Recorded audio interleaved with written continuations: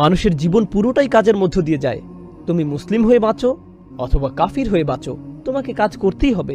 তোমাকে অবশ্যই নানান সমস্যায় পড়তে হবে, তোমাকে জীবনে নানা পরিস্থিতির মুখোমুখি হতে হবে। সুতরাং যেহেতু আমাদের জীবনে আমরা নানা প্রতিকূলতায় পড়ি, তাহলে আমরা এমন কাজ কেন করব না যাতে এই জীবন এবং পরের জীবনেও আমরা স্বাচ্ছন্দ্যে থাকতে পারি?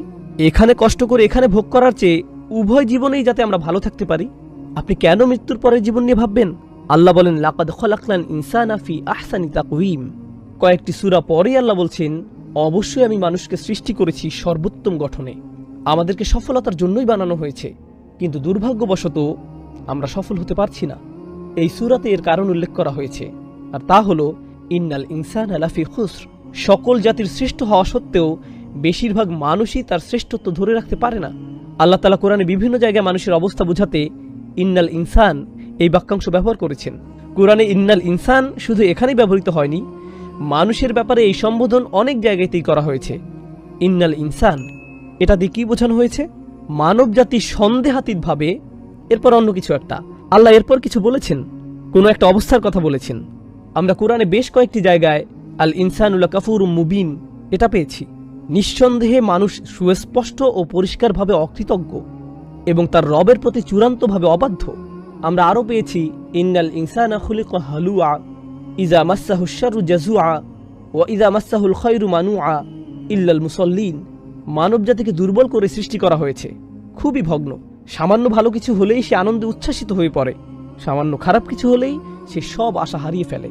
আল্লাহ বলেন, কাল্লা ইন্নাল ইনসানা লা ইয়াতগা। কোনো সন্দেহ নেই যে একমাত্র মানুষই সত্যিকারভাবে অবাধ্য হয়, মানুষই কেবল আল্লাহর বিরুদ্ধাচারণ করে। আর এখানে ভাষার অন্তর্নিহিত অর্থ হলো অন্য কেউ এর জন্য দায়ী নয়। বলবেন না যে সমাজ আমাকে অবাধ্য করেছে, শয়তান আমাকে অবাধ্য করেছে। কেউ না, মানুষ নিজেই অবাধ্য হয়েছে। তারপর তিনি বলছেন, ইন্নাল ইনসানা লিরব্বিহি লাকানুদ। মানুষ আর তার রবের মধ্যকার সম্পর্কে বলা হয়েছে সে খুবই অকৃতজ্ঞ, সে অবাধ্য হয়, সে অকৃতজ্ঞ, সে দুর্বল, সে তার রবের বিরুদ্ধাচারণ করে। মানুষ সম্পর্কে এই সকল বর্ণনা এসেছে, কিন্তু এর পরিণাম কি? পরিণাম এখানেই বলা হয়েছে, ইন্নাল ইনসানা লাফি খুসর। এটা মানুষ সম্পর্কে কোনো অবস্থা নয়, এটা তার আচরণের কোনো বর্ণনা নয়, বরং এখানে পরিণাম বলা হচ্ছে। এই সকল দুর্ব্যবহারের ফলাফল স্বরূপ বলা হচ্ছে মানুষ নিঃসন্দেহে চরম ক্ষতির মধ্যে ডুবে আছে। এই সূরার আরও সামনের দিকে যাওয়ার আগে আরও একটি বিষয় এখানে লক্ষণীয়, তা হলো সাধারণ মূলনীতি আর ব্যতিক্রম এক নয়। এখানে ইল্লা শব্দটি ব্যবহৃত হয়। যখন ইল্লা শব্দটি ব্যবহৃত হয় এর অর্থ হলো ব্যতীত। বাংলায় আমরা একে ব্যতীত বলি। বেশিরভাগ ক্ষেত্রে কি হয়? সংখ্যায় কোনটা বেশি হয়, সাধারণ মূলনীতি নাকি ব্যতিক্রম? সাধারণ মূলনীতি বেশি হয়, আর ব্যতিক্রম খুবই কম দেখা যায়। আমরা বলি সে ছাড়া বাকি সবাই এসেছে। যখন আপনি বলেন যে সে ছাড়া, তার মানে খুব কম একজন বা দুজন ছাড়া বাকি সবাই উপস্থিত। এখন এই সূরায় কোনটি মূলনীতি, কোনটিতে বেশিরভাগ অবস্থা বোঝাচ্ছে? ওয়াল আসর ইন্নাল ইনসানা লাফি খুসর, এটাই এখানে মূলনীতি। মানুষ মূলত ক্ষতির মধ্যে ডুবে আছে। তাহলে ব্যতিক্রম কি?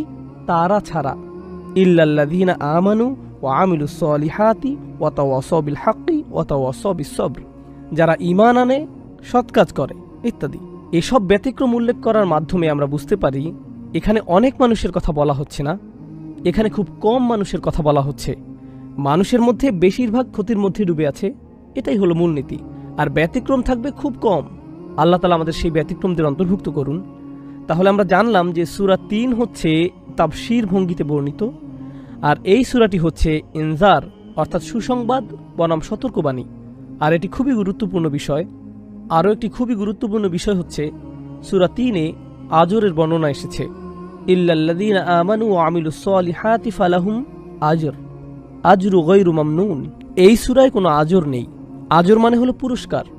আল্লাহ বলেন তাদের এমন পুরস্কার দেওয়া হবে যার কোনো শেষ নেই, যার কখনোই ফুরাবে না। তখন তিনি এই শব্দটি ব্যবহার করেছেন। কিন্তু এই সূরায় কোনো পুরস্কারের বর্ণনা নেই। শুধু এটাই বলা হয়েছে যে এরা ছাড়া সব মানুষ অবশ্যই ক্ষতির মধ্যে আছে, কিন্তু তিনি বলেননি এই মানুষগুলো জান্নাতে যাবে এবং এই মানুষগুলো পুরস্কৃত হবে। তিনি এইভাবে বলেননি। তারা কি পাবে তার কোনো বর্ণনা নেই। শুধু বর্ণনা এসেছে এই মানুষগুলো ক্ষতিগ্রস্ত হয়েছে আর এরা বেঁচে গিয়েছে। এটা কেমন জানেন? বাংলায় আমরা এটাকে বলি পরীক্ষায় পাশ করা। কেউ পেল 85 আর কেউ পেল 95, কেউ বা পেল 100, কেউ পেল A, B, C, আবার কেউ কোনো মতে পাশ করলো তবে এফ পায়নি। এফ দিয়ে ফেল বুঝায়, তাই না? আপনাদের এখানে কি 33 পেলে পাশ হয় আমি জানি না, কিন্তু 33 পেলে মূলত পাশ করা যায়। আপনি যদি 32 পান তাহলে আপনি ফেল করবেন।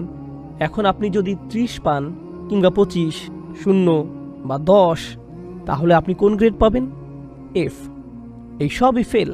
শুধুমাত্র 33 বা এর বেশি পেলেই আপনি পাশ করবেন, ঠিক না? 33 বা তার বেশি। এই সূরায় পরীক্ষায় সেরা মার্কস পাওয়ার কথা বলা হচ্ছে না। অন্য সূরায় এটা এসেছে, সেখানে বলা হয়েছে জান্নাত কেমন, বাগানগুলো কেমন, সেখানকার ধন সম্পদ কেমন, এগুলো অন্য সূরায় আলোচনা হয়েছে। এই সূরার বিষয়বস্তু হলো কে ফেল না করে কোনো মতে পাশ করবে। আমি আপনাদেরকে এভাবে বললাম যাতে আপনারা সহজে বুঝতে পারেন। এই সূরায় বর্ণনা করা হয়েছে সবচেয়ে ন্যূনতম শেষ সীমা, যে কোনো মতে পাশ করেছে তার বিষয়। কারণ যে এই ন্যূনতম বিষয়গুলো পূরণ করতে পারেনি সে নিশ্চয়ই ক্ষতিগ্রস্ত। সুতরাং এই সূরাটি জান্নাতের শীর্ষে কিভাবে যাওয়া যায় তা নিয়ে নয়, বরং কিভাবে জাহান্নাম এড়ানো যায় তা নিয়ে। এই সূরাটি সাফল্যের শিখর নিয়ে নয়, বরং কিভাবে ব্যর্থতা এড়ানো যায় তা নিয়ে। আপনারা এটা বুঝতে পারলে একটা সূক্ষ্ম বিষয় নিয়ে আলোচনা করতে চাই। কোনো সফল হওয়া নিয়ে আলোচনা আর বেঁচে যাওয়া নিয়ে আলোচনার পার্থক্য কি? আমরা বুঝতে পারছি এই সূরাটি সাফল্য নিয়ে নয়, বরং বেঁচে যাওয়া নিয়ে বলা হচ্ছে। এই দুটির মধ্যে পার্থক্য কি? যখন আপনি বাঁচা মরার সন্ধিক্ষণে থাকেন তখন আপনি সব কিছু ভুলে যান।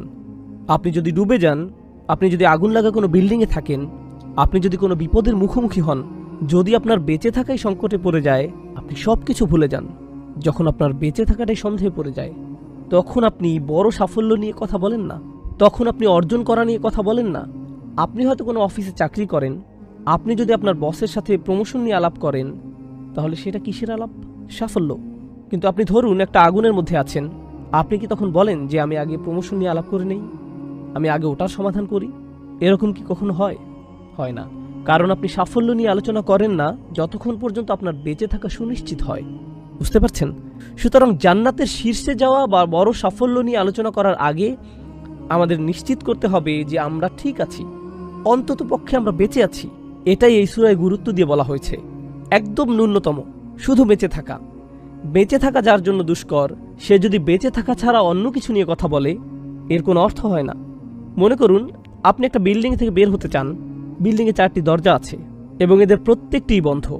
এই 4টি দরজা খোলার আগ পর্যন্ত আপনার অন্য কিছু নিয়ে ভাবা উচিত না। আর এগুলোই হলো সেই 4টি দরজা: আল ঈমান, আমিলুস সলিহাত, তাওয়াসাউ বিল হক, তাওয়াসাউ বিস সবর। এগুলোই আপনার বেঁচে থাকার দরজা। আপনাকে এগুলো খুলতে হবে যাতে আপনি বেঁচে থাকতে পারেন। এই অনন্য সূরায় এটাই চিত্রিত করা হয়েছে। এই সূরাটি আরও একটি বিষয় প্রমাণ করে। আমি আপনাদের শুধু বলেছি যে এখানে 4টি শর্ত আছে। এই 4টি বিষয় থেকে আমরা এটাও বুঝতে পারি যে নিজের মতো করে ভালো থাকাই আপনার জন্য যথেষ্ট নয়। নিজে নিজে ভালো থাকা যথেষ্ট নয়। আমাদের দিন শুধু নিজেদের ভালো থাকতে বলে না, বরং অন্যদের ভালোটাও এখানে মুখ্য বিষয়। আর অন্যদের জন্য অন্যদের ভালো চাইবেন না, বরং আপনার নিজের জন্যই অন্যদের ভালো চাইতে হবে। এই সূরাটি হলো তার প্রমাণ। কিভাবে? কারণ আল্লাহ বলেন আপনি ক্ষতিগ্রস্ত হবেন যতক্ষণ না আপনি আল ঈমান, আমিলুস সলিহাত করেন, যা নিজের জন্য। কিন্তু তাওয়াসাউ বিল হক, অন্যদের কাছে সত্য পৌঁছে দেয়া, একে অন্যকে সত্যের উপর অটল থাকতে বলা এবং ধৈর্য ধারণ করতে সাহায্য করা, এটা কি আপনার নিজের রইল? না, এটা অন্যদের জন্য। সুতরাং এটা প্রমাণ করে নিজেদেরকে বাঁচানোর জন্য অন্যদের জন্য কাজ করতে হবে। শাওকানি রাহমাহুল্লাহ এই সূরার উপর মন্তব্য করেছেন, আদ-দাআই ইলা দ্বীন ওয়া নাসিহা ফিদ-দ্বীন ওয়া আমরু বিল মা'রুফ ওয়ান নাহই আনিল মুনকার। এই তাওয়াসাউ বিস সবর দিয়ে কি বোঝানো হচ্ছে? আপনি মানুষকে দ্বীনের দাওয়াত দিন, আপনি মানুষকে ভালো পরামর্শ ও উপদেশ দিচ্ছেন, এটাও তাওয়াসাউ বিস সবর। আপনি ভালো কাজের সাথে যুক্ত হচ্ছেন, ভালো কাজ করতে বলছেন, খারাপ কাজের প্রতি নিষেধ করছেন, প্রতিবাদ করছেন, এগুলো সবই আপনার বেঁচে থাকার জন্য জরুরি। আপনি মুসলিম হিসেবে সমাজের সমস্যাগুলো না দেখে শুধু আপনার নিজের ছোট গণ্ডিতে থাকতে পারবেন না। আপনাকে এগুলোর বিরুদ্ধে দাঁড়াতে হবে, অন্তত প্রতিবাদ জানাতে হবে। এই সূরার আরও কতগুলো ছোট বিষয় আমি বলবো, তবে এই সূরার সারমর্ম নিয়ে শেষ একটি বিষয় বলে তারপর আমি অন্যান্য শব্দগুলো বিশ্লেষণ করব। ইমাম শাফিঈর দুটি মন্তব্য আমরা পাই। একটি হলো, মানুষ যদি শুধুমাত্র এই সূরার প্রতি আমল করত, এই সূরাটিই তাদেরকে পথ দেখাতো, এটাই যথেষ্ট হতো। অন্য জায়গায় তিনি বলেন, কোরআনে যদি এই সূরাটি ছাড়া অন্য কিছু না বলা হতো তবু এটা যথেষ্ট হতো। শাফিঈ রাহমাহুল্লাহ অনন্য মেধার অধিকারী ছিলেন। তিনি এই সূরায় এমন কিছু দেখেছিলেন যাতে তিনি বলেছিলেন এটাই মানুষের জন্য যথেষ্ট। আর যদি কেবল এই সূরাটি আমল করত, তিনি এই সূরায় এমন কিছু দেখেছিলেন যাতে তিনি বলেছিলেন এটাই মানুষের জন্য যথেষ্ট, তারা যদি কেবল এই সূরাটি আমল করত। এতে কি আছে যাতে এই সূরার এত গুরুত্ব যে তিনি এমন একটি মন্তব্য করলেন? সুবহানাল্লাহ, খুবই শক্তিশালী একটি কথা। আমি কিছু সার কথা বলতে চাই। তার মধ্যে একটি হলো খুসর, যা এখানে ব্যবহৃত হয়েছে ও কোরআনের আরও দুটি শব্দের মধ্যে মিল রয়েছে। একটা শব্দ হচ্ছে খসারা, এটা সূরা নূহে আছে। অত্তাবাউ মাল্লাম ইয়াজিদহু মালুহু ওয়া ওয়ালাদুহু ইল্লা খসারা। ইল্লা খুসর নয়, বরং ইল্লা খসারা। খুসর শব্দমূল থেকে এটা এসেছে। কোরআনে বর্ণিত আরেকটি শব্দ হলো খুসরান। তাহলে তিনটি শব্দ আছে, একটি হলো খুসর, আরেকটি খসারা, সবশেষ খুসরান। কিভাবে এগুলো একটি অপরটি থেকে আলাদা? আর এই সূরায় খুসর উল্লেখ করার মাহাত্ম্য কি? প্রথমে খুসারা শব্দটি নিয়ে আলোচনা করি। খুসারা অর্থ একটি ক্ষতির মধ্যে আরও একটি ক্ষতি যুক্ত হওয়া। একটা ক্ষতি ছিল, সেখানে আপনি আরও একটি ক্ষতি যুক্ত করলেন, এটাই খসারা। আল্লাহ যদি সেই শব্দটি ব্যবহার করতেন তাহলে অর্থ হতো আমরা ইতোমধ্যেই ক্ষতির মধ্যে আছি আর এতে নতুন ক্ষতি যুক্ত করছি। কিন্তু আল্লাহ এখানে খুসর শব্দ ব্যবহার করছেন, তাহলে বোঝা গেল আমরা ক্ষতিতে ছিলাম না, কিন্তু আমরা নিজেদেরকে নতুন করে ক্ষতিতে ফেলছি। আমরা শুরুতেই ক্ষতিতে ছিলাম না। তাহলে আমরা দেখি খসারা, যার অর্থ হলো ক্ষতিগ্রস্ত অবস্থায় নতুন করে ক্ষতি, এটা কিভাবে কোরআনে ব্যবহৃত হয়েছে। অনুনাজ্জিলু মিনাল কুরআনি মা হুয়া শিফাউন ওয়া রাহমাতুল লিল মুমিনিন ওয়া লা ইয়াজিদু যালিমিনা ইল্লা খসারা। তা সীমালঙ্ঘনকারীদের ক্ষতি বৃদ্ধি করে। সীমালঙ্ঘনকারীরা কি ইতিমধ্যে ক্ষতিতে আছে? হ্যাঁ, আল্লাহ এটাকে বাড়িয়ে দিয়েছেন। এটা এভাবেই ব্যবহৃত হয়েছে। আরেক জায়গায় আমরা পাই অবিশ্বাসীদের অবিশ্বাস তাদের শুধুমাত্র ক্ষতির দিকে নিয়ে যাবে, ক্ষতির উপর ক্ষতি হবে। তাদের প্রথম ক্ষতি কি ছিল? অবিশ্বাস করা। এরপর এই ক্ষতির উপর ক্ষতি হচ্ছে তারা বিশ্বাসীদের বিরুদ্ধে যা করে সেটা। এটাই ক্ষতির উপর ক্ষতি। তাদের অবিশ্বাসী তাদেরকে জাহান্নামে নেয়ার জন্য যথেষ্ট ছিল, কিন্তু যখন তারা বিশ্বাসীদের পরীক্ষায় ফেলল তখন তারা নিজেদের খাতকে আরো গভীর করে তুলল। সুতরাং খসারা শব্দটি এখানে উপযুক্ত। একইভাবে সূরা নূহে আমরা পাই ওয়াত্তাবাউ, এরপর মাল্লাম ইয়াজিদহু মালুহু ওয়া ওয়ালাদুহু ইল্লা খসারা। তারা এমন একজনের অনুসরণ করছে যার ধন সম্পদ ও সন্তান সন্ততি কেবল তার ক্ষতি বাড়িয়ে দেয়। অন্যভাবে বললে তারা এমন লোকের অনুসরণ করছে যারা মূলত ছিল ক্ষতিগ্রস্ত, এরপর এদের অনুসরণ করার কারণে তারা আরও ক্ষতিগ্রস্ত হয়ে পড়ে। তাহলে এটা হলো খসারা ব্যবহার না করে খুসুর ব্যবহার করার একটি মাহাত্ম্য। কিন্তু এরপর আরেকটি শব্দ হলো খুসরান, খুবই শক্তিশালী একটি শব্দ। খুসরান শব্দটি হলো আধিক্যবাচক শব্দ, গুরুত্ববাচক শব্দ। এটাও কোরআনে ব্যবহৃত হয়েছে। খুসরান মানে হলো ভয়াবহ ক্ষতি, প্রচণ্ড ক্ষতি, অকল্পনীয় ক্ষতি। শব্দের শেষে আন থাকার কারণে এর অর্থে প্রচুর বুঝাবে। আরবিতে যখন কোনো শব্দের শেষে আন বসে এর অর্থে আধিক্য বুঝায়। যেমন আমরা বলি রহমান, তিনি শুধু দয়ালু নন, তিনি পরম দয়ালু। আমরা যখন বলি গদবান, এর মানে শুধু রাগ না, প্রচণ্ড রাগ, উন্মত্ত ক্রোধ। অতএব যদি আমরা বলি খুসরান, এর মানে ভয়াবহ ক্ষতি, অকল্পনীয় পরিমাণ ক্ষতি। এবার আমরা দেখি এটা কোরআনে কিভাবে ব্যবহৃত হয়েছে। খসিরাত দুনিয়া ওয়াল আখিরা যালিকা হুয়াল খুসরানুম মুবিন। সে দুনিয়া ও আখিরাতে ক্ষতিগ্রস্ত হয়, এটি হলো চূড়ান্ত ক্ষতি। এটা কি চূড়ান্ত ক্ষতি না? এটা কিভাবে এত বড় ক্ষতি? এটা কোনো হালকা বিষয় নয়। সে শুধু একটা বিষয় হারায়নি, সে উভয়টিই হারিয়েছে, দুনিয়া ওয়াল আখিরা। সুতরাং এটা হলো ক্ষতির পরে ক্ষতি, এটাই চূড়ান্ত ক্ষতি, খুসরানুম মুবিন। একইভাবে কোরআনে আমরা দেখতে পাই আল্লাহ বলছেন কুল ইন্নাল খাসিরিন আল্লাযীনা খাসিরু আনফুসাহুম ওয়া আহলিহিম ইয়াউমাল কিয়ামাহ। বলো, নিশ্চয়ই তারা ক্ষতিগ্রস্ত যারা কিয়ামত দিবসে নিজেদের ও তাদের পরিবারবর্গকে ক্ষতিগ্রস্ত পাবে। আর এটাই হলো চূড়ান্ত ক্ষতি। সুতরাং মানুষের আসল ক্ষতি এই দুনিয়ায় হবে না, বরং আসল ক্ষতি হবে আখিরাতে, শেষ ঠিকানায়। আর এমনিতেও তারা এই দুনিয়াতেও ক্ষতিগ্রস্ত হবে, কিন্তু এই ক্ষতি আখিরাতের ক্ষতির ধারে কাছেও আসতে পারবে না। অতএব যেহেতু এটা ক্ষতি হলেও চূড়ান্ত ক্ষতি নয়, তাই এখানে ইন্নাল ইনসানা লাফি খুস শব্দটি ব্যবহার করা হয়েছে। এটি ভারসাম্যপূর্ণ এবং উপযুক্ত। এখানে যদি জাহান্নামের আগুনের কথা আসতো তাহলে কি শব্দ ব্যবহৃত হতো? লাফি খুসরান, কারণ সেটাই হলো চূড়ান্ত ক্ষতি। এর চেয়ে ভয়াবহ ক্ষতি আর হতে পারে না।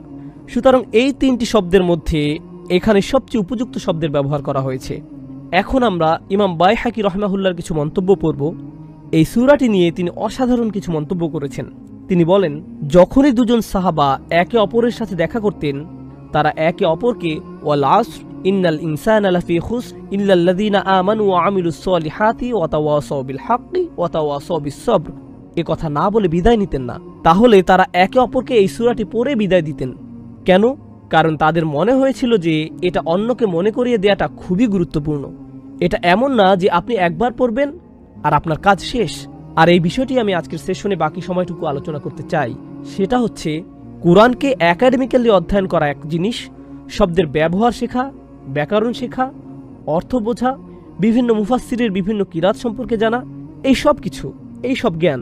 যখন আপনি তথ্যগত পড়াশোনার দিকে বেশি ঝুঁকবেন, মাঝে মধ্যে এমন হতে পারে যে আপনি এর অন্তর্নিহিত শিক্ষাই ভুলে যান।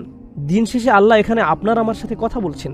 আমাদের এই জ্ঞানগুলো নিতে হবে, আমাদের এই শিক্ষাগুলো নেয়ার চেষ্টা থাকতে হবে, আমাদেরকে কোরআনের গভীর জ্ঞান অর্জনের চেষ্টা করতে হবে। এটা কোরআনেরই শিক্ষা। কিন্তু আমাদের এটা ভুললে চলবে না যে দিন শেষে আল্লাহ আমাদের সাথে কথা বলছেন।